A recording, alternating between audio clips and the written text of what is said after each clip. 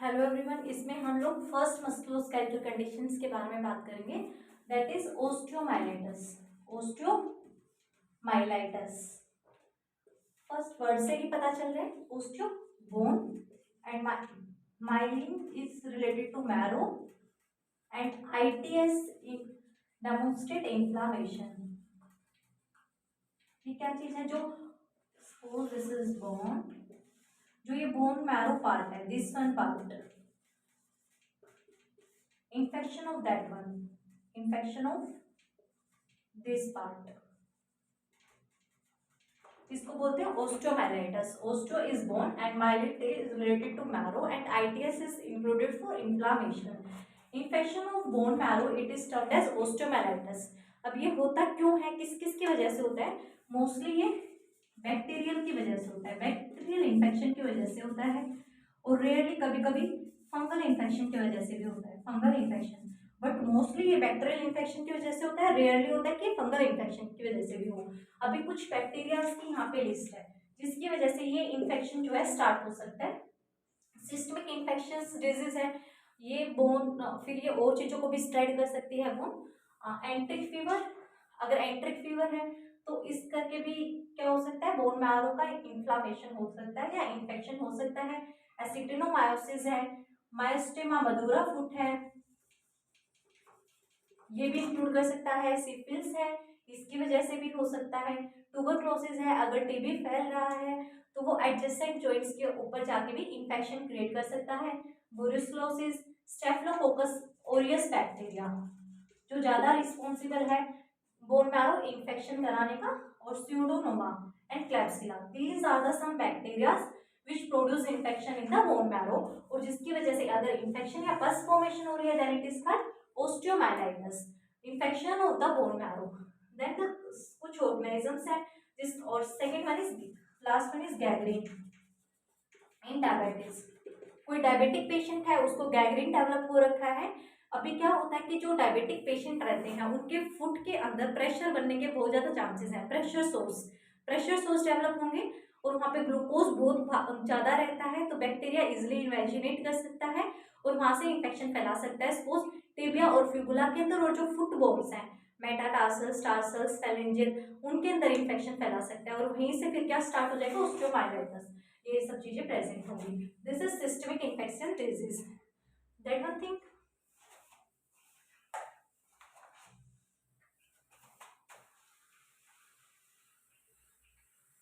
अभी ओस्टियोमाइलाइटिस को हम लोग दो टर्म्स में पढ़ेंगे। First is pyogenic osteomyelitis and tuberculosis osteomyelitis.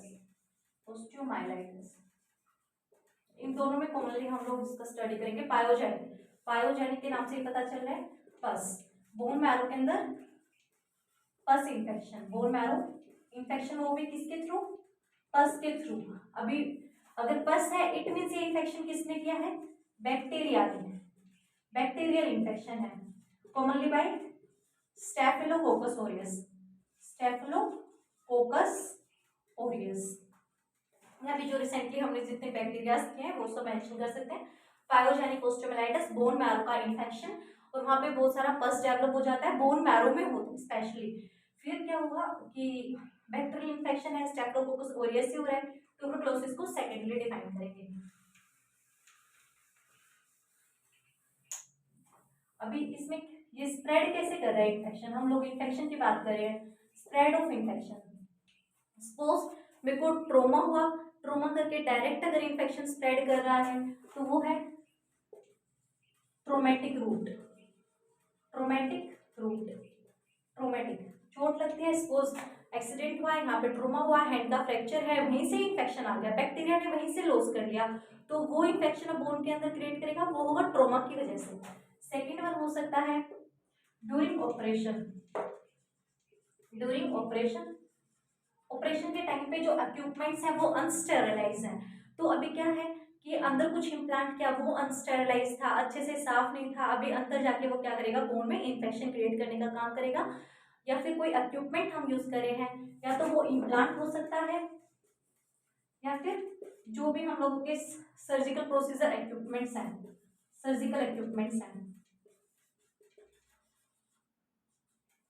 अगर ये चीज इन्फेक्टेड है, अच्छे से इनका प्रॉपर स्टेरिलाइजेशन इनका नहीं हुआ है, प्रॉपर स्टेरिलाइजेशन नहीं हुआ है, ये अंदर जाके इन्फेक्शन क्रिएट कर सकते हैं, then it will also lead to pyogenic osteomyelitis, या डायरेक्ट एक्सटेंशन ऑफ इन्फेक्शन। एक जगह पे सपोज अगर जो का इन्फेक्शन है वो स्प्रेड कर सकता है, मास्टोइड का है वो इन्फेक्शन स्प्रेड कर सकता है, या फिर हेमाटोजेनस रूट, हेमाटोजेनस रूट,